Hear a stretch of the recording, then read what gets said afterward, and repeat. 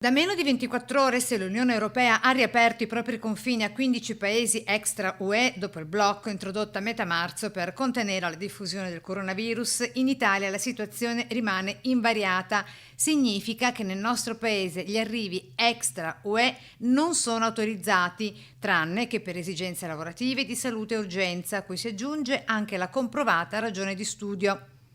In termini economici, secondo una ricerca condotta dal CISET, Centro Internazionale di Studi sull'Economia del Turismo, significa un mancato introito nel nostro paese pari a oltre 1,2 miliardi di euro. I turisti della spesa facile, in quanto incentivati dalla minor tassazione sui prodotti di lusso, erano per lo più proprio i cinesi, seguiti da giapponesi, indiani e russi, tra le nazionalità facenti parte del 51% dei turisti fuori dall'area Schengen che hanno visitato Venezia nel biennio pre-Covid appena trascorso e che da qui amava spostarsi lungo il nostro litorale. Ed è proprio da Caorle che decolla una delle ultime iniziative a richiamare i turisti, specie austriaci e dell'est, ma anche inglesi e olandesi, con il pranzo della rinascita. Sta andando molto meglio del previsto perché i turisti stanno arrivando, si stanno inondando di telefonate e di mail, quindi insomma i presupposti sono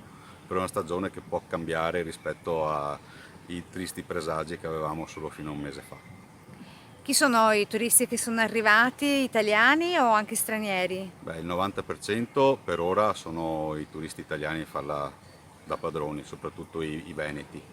intanto, però si stanno muovendo anche i tedeschi, per dire che il primo ospite del 2020 è stato un cliente tedesco. Il progetto di attività ricettive con i piedi sulla sabbia e gli occhi sul mare tra cucina tipica in raffinati chioschi disseminati lungo l'arenile di Caorle Spiaggia, posizionata sorprendentemente, secondo l'ultimo rilevamento Istat 2018, al 10° posto in classifica tra le località più visitate d'Italia, con Cavallino a Tre Porti. Vista la vicinanza, torna a Venezia al 3° posto in classifica, notoriamente polo di grande interesse e attrattiva turistica.